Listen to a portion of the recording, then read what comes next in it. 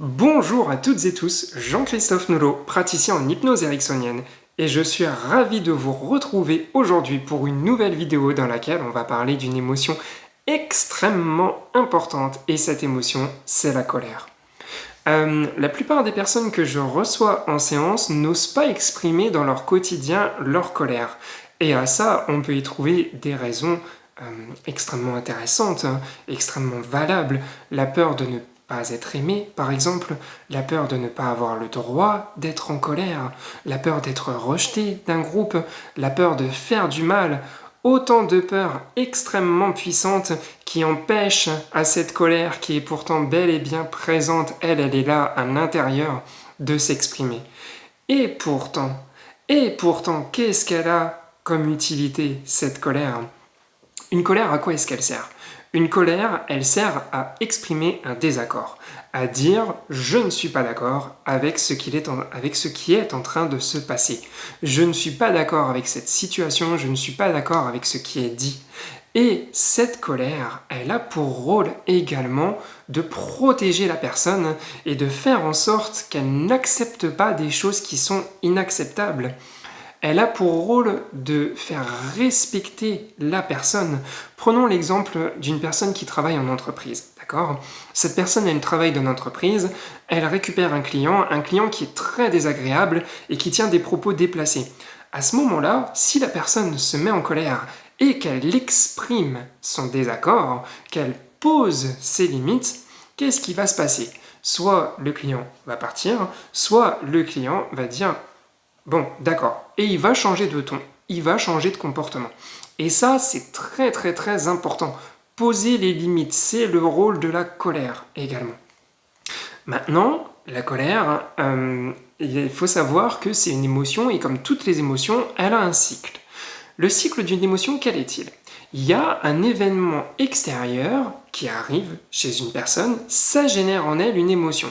Cette émotion, il faut qu'elle puisse se libérer. Ça, c'est son rôle. Elle a un rôle de libération, puisque elle a vocation à être là sur du court terme.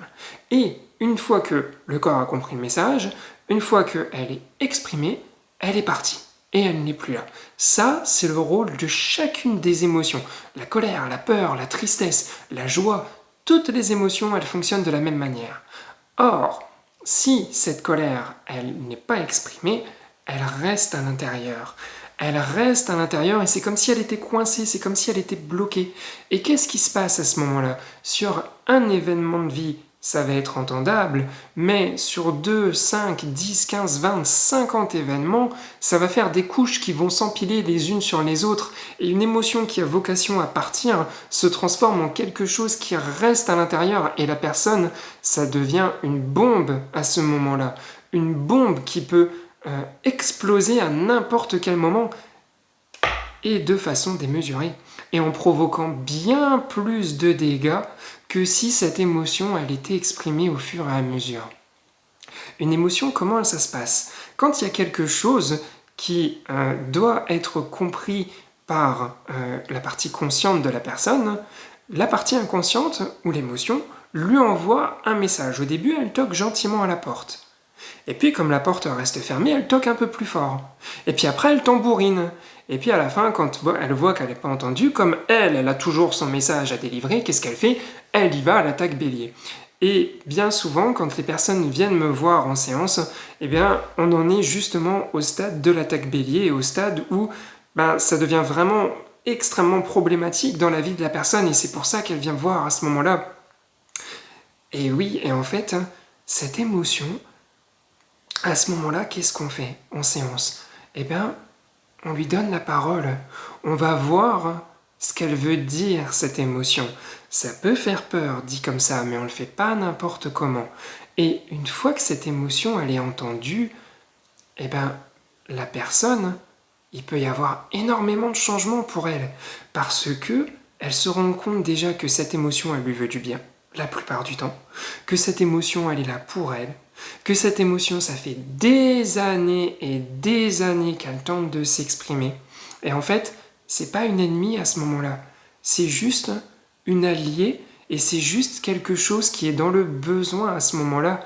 et aller la voir, aller l'entendre. C'est tellement important à ce moment-là. Et ça change vraiment des choses, parce que peut-être que la personne, le lundi matin, quand elle va aller au bureau, ou quand elle va retrouver ses collègues, ou quand elle va retrouver ses camarades de classe, eh ben, elle va arrêter d'accepter des choses qui sont inacceptables. Et ça, on le voit notamment quand une personne est jeune. Quand une personne est jeune et qu'elle débute dans le milieu de l'entreprise, très souvent, elle a tendance à vouloir être gentille, à vouloir bien faire et à accepter énormément de choses. Et surtout, ne jamais se mettre en colère, parce que c'est pas bien, il faut pas... Bah ouais, mais c'est aussi poser ses limites parfois. Et très souvent, qu'est-ce qu'on constate dans le milieu des entreprises? On constate que envers les jeunes, il y a énormément d'abus, de collègues qui sont plus anciens, de collègues qui sont là depuis depuis plus longtemps, de responsables d'équipe, de choses inacceptables qui viennent de la hiérarchie. Et pourquoi est-ce que c'est inacceptable? Parce que la personne qui vient d'arriver ne pose pas ses limites. Ça peut être dur au début de le faire, mais avec l'expérience, très souvent, la personne va réussir à le faire. Mais il faut de l'expérience à ce moment-là. Il faut qu'elle soit passée par tous ces événements qui peuvent être très difficiles pour la personne.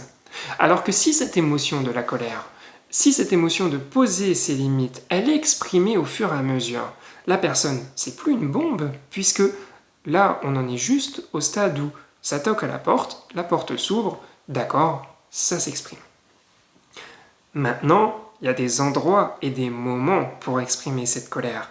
Évidemment que si une décision qui vient d'au-dessus dans le monde de l'entreprise ne convient pas, on ne va pas aller voir le directeur général en lui disant que ce qu'il a fait, ça ne va pas du tout.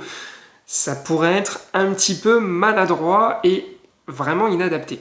Par contre, si la personne va faire du sport régulièrement, a une hygiène à ce moment-là, une hygiène de vie où la colère peut s'exprimer au fur et à mesure, si elle va marcher, si elle fait de l'auto-hypnose, si elle va à la piscine, par exemple, la piscine c'est un élément d'eau, la colère c'est un élément de feu, et l'eau avec le feu, l'eau a tendance à apaiser. Si la personne prend soin de sa colère et l'exprime par une hygiène de vie dans son quotidien, alors cette fois-ci, c'est beaucoup plus simple. Et la personne n'est pas consumée par cet élément de feu.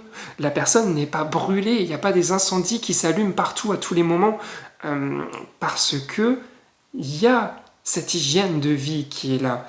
Et il y a aussi un travail personnel qui peut être fait pour aller voir ces peurs qui sont derrière, dont on parlait au début de cette vidéo, la peur de ne plus être aimé, la peur d'être abandonné, la peur d'être une mauvaise personne, etc. Et tout ça, en fait, là où ça peut paraître opposé, ça peut concilier ensemble. Et il faut bien savoir que la plupart des choses qui se passent dans le corps d'une personne et des émotions, c'est des indicateurs pour la personne. Ce qu'il y a, c'est juste que parfois, ils s'expriment de manière complètement démesurée. Prenons l'exemple des automobilistes. Et je suis moi-même conducteur, je suis moi-même automobiliste. Mais quand on voit ce qui se passe, pour un simple oubli de clignotant ou pour un simple freinage un petit peu brusque parce que, voilà, où la personne ne vous a pas vu, ou juste pour le simple fait que la personne, elle roule à 49 ou 50 km/h, quand c'est limité à 50, les réactions qu'il peut y avoir, mais c'est complètement démesuré. Et la colère, à ce moment-là, peut-être qu'elle est contenue dans le quotidien, mais là, c'est l'endroit que le corps a choisi pour qu'elle s'exprime, et elle explose littéralement. Et c'est d'une manière complètement démesurée. Et ça peut être super intéressant d'aller voir à ce moment-là. Cette colère, ok, elle s'exprime de cette manière. Est-ce qu'elle a besoin d'être entendue? Est-ce qu'il y a des besoins qui sont derrière? Qu'est-ce que ça veut dire? Et je vous parle pas du besoin que l'automobiliste devant, il roule plus vite ou qu'il mette son clignotant et tout ça. Ça dépend pas de vous. Ça dépend de la personne, qui elle, a ce droit également. Mais vous, à l'intérieur, qu'est-ce que ça vient dire chez vous? Comment est-ce qu'elle est entendue, cette colère? Est-ce qu'elle est exprimée autrement dans le quotidien? Et c'est très très intéressant d'aller voir tout ça, d'aller l'entendre, sans jugement. Le jugement, il n'a pas sa place là, c'est juste, ok, Qu'est-ce que ça veut dire? Qu'est-ce que ça raconte? Et qu'est-ce que vous voulez en faire de ça? Qu'est-ce que on veut en faire de ça? On est tous agis par de la colère et c'est normal. Pourquoi? Parce que c'est une émotion et qu'on est avant tout des êtres d'émotion. Et ça, c'est super important aussi. Une personne qui voudrait vous priver de vos émotions, elle n'en a pas le droit. Elle n'en a pas le droit parce que elle touche à vous à ce moment-là. Et ça veut dire qu'elle ne vous respecte pas à ce moment-là. Alors, bien sûr, il ne faut pas que ces émotions prennent trop de place à un moment donné. Parce que si elles s'expriment d'une manière violente, là, ça n'est pas le but. Et ça n'est pas ça qui est recherché. Comment est-ce qu'on trouve un compromis? Comment est-ce que vous trouvez le compromis à l'intérieur de vous entre museler l'émotion, elle s'exprime pas du tout, et elle s'exprime d'une manière extrêmement violente en faisant mal à l'autre? Il y a des entre-deux qui peuvent être trouvés, et c'est important de les trouver sans être d'un extrême et sans être dans l'autre non plus. Il y a vraiment des solutions. Il y a des accompagnements, il y a des écoutes, il y a même des thérapies où la personne se retrouve dans une salle et elle casse tout. C'est pas ce qu'on fait dans une séance d'hypnose, je vous rassure, mais c'est des thérapies qui sont possibles. Et à la fin, quand vous écoutez la personne, elle vous dit « Mais qu'est-ce que je me sens mieux? Qu'est-ce que ça fait du bien ?» Bah ouais, parce que le truc, il n'est pas exprimé au fur et à mesure. Donc là, forcément, quand il est exprimé, ça fait un bien fou. Tout ce qui se libère à l'intérieur. Donc voilà, il y a plein de choses à dire, il y a plein de choses qui sont possibles. Trouvez l'endroit, trouvez le lieu, voir l'utilité de cette colère, voir comment la canaliser, voir comment l'exprimer. Et à la fin, ça peut vraiment mener à des changements de vie. Des changements avec les collègues, des changements au travail, des changements dans les relations, des changements d'environnement, plein de choses. Et surtout, des changements à l'intérieur. Parce que la place qu'il y a, quand il n'y a plus cette colère qui était contenue depuis si longtemps, mais ça peut radicalement changer une vie. Ça peut changer une vie.